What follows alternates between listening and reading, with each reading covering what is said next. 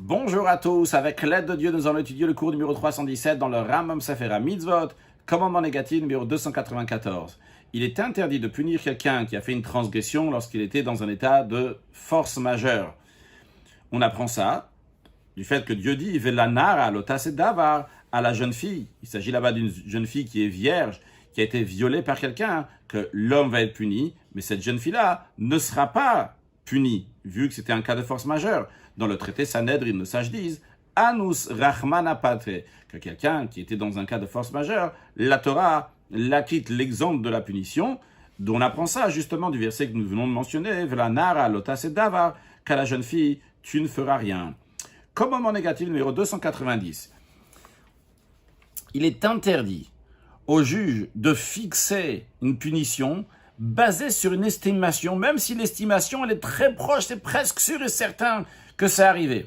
Par exemple, on voit quelqu'un qui est en train de courir derrière son ennemi avec un couteau, et ils sont rentrés dans une maison, et la personne qui poursuivait, qui a vu donc ces deux personnes-là rentrer, il rentre là-bas, et il voit qu'il y a un qui a le couteau avec du sang, une personne qui est morte, qui lui aussi a du sang, et la personne qui vient de mourir est encore en train d'un peu de se secouer, il est en train de me faire ce qu'on appelle, et la personne elle est là devant donc avec son épée, avec du sang, eh bien le tribunal n'a pas le droit de tuer cette personne-là qui sûrement, presque sûr et certain, évidemment, lui l'a tué. Pourquoi on n'a pas le droit? Parce qu'il n'y a pas de témoins qui ont vu clairement que cette personne-là a tué l'autre personne.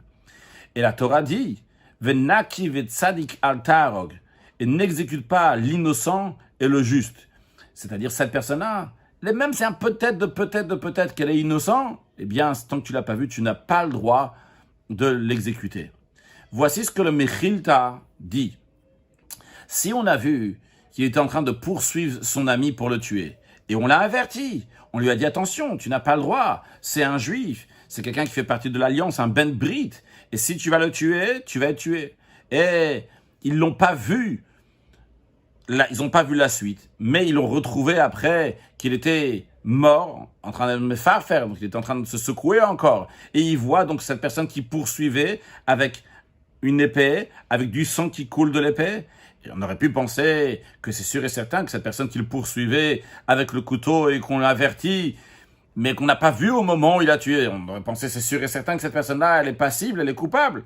Le verset dit « Venaki vetzadik al tarog » n'exécute pas l'innocent et le juste. Maintenant, le Rambam dit une question qu'on se demande. A priori, c'est un peu dur d'avaler cela. On dit « Ah là là, c'est vraiment injuste ».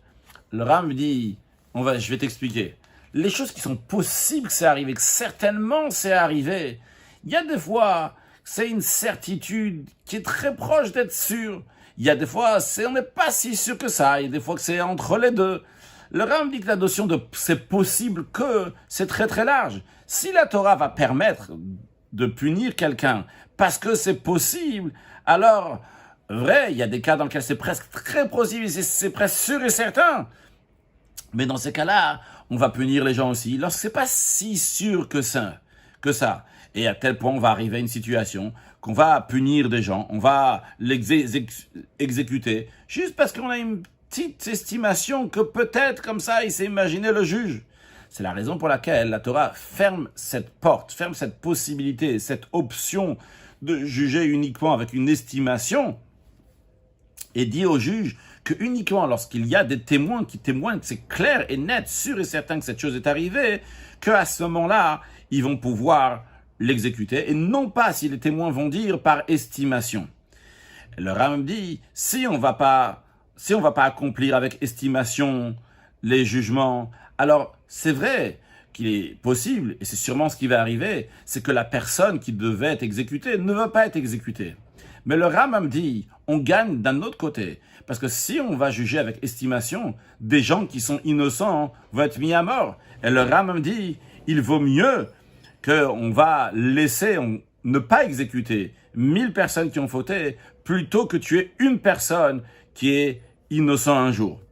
Le Rambam maintenant rajoute, de même si 2 témoins sont venus, et chaque témoin, il témoigne sur un autre acte que cette personne, la même personne, par exemple, Rouven a fait, et que cet acte-là l'amène à être coupable de mort. Mais chacun d'eux l'a vu seul. C'est-à-dire que Shimon, il a vu Rouven fauter, une certaine faute qu'il est coupable de mort, et Lévi a vu Rouven qui a fauté une certaine faute qu'il est coupable de mort. Eh bien, on ne va pas le tuer.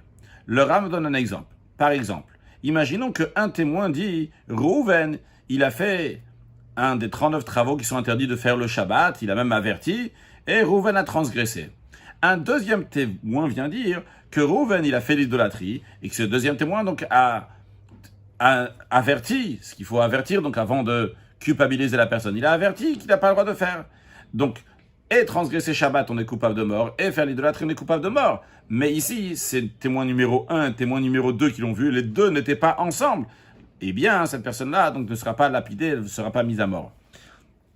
En effet, dans la Mechilta, nos sages disent que s'il y avait un témoin qui témoignait que Rouven a servi, donc à idolâtrer, à adorer la lune, et il a aussi servi, il a fait Avodah Zara avec le soleil, on aurait pu penser que les deux vont s'associer ensemble. Le verset dit, Venaki vetzadikal tarog, que l'innocent et le juste ne tuent pas. Alors ça c'est le Ram d'aujourd'hui, mais on peut en tirer une leçon tellement importante, comment lorsqu'on juge quelqu'un, ne pas le juger avec des estimations, que sûrement, etc. On voit que la Torah dit qu'il faut faire très très attention, que ce soit clair et net, sûr et certain que la personne elle a fait telle et telle chose. Et évidemment, il faut toujours juger les gens positivement, favorablement, toujours penser du bien sur les autres, et le faire de penser du bien sur les autres et de dire du bien sur les autres. Ce fait-là, faire qu'ils vont devenir encore mieux, et que tous ensemble, en rajoutant des actes de bonté et de bienfaisance, nous allons accueillir Mashiach now. Excellente journée.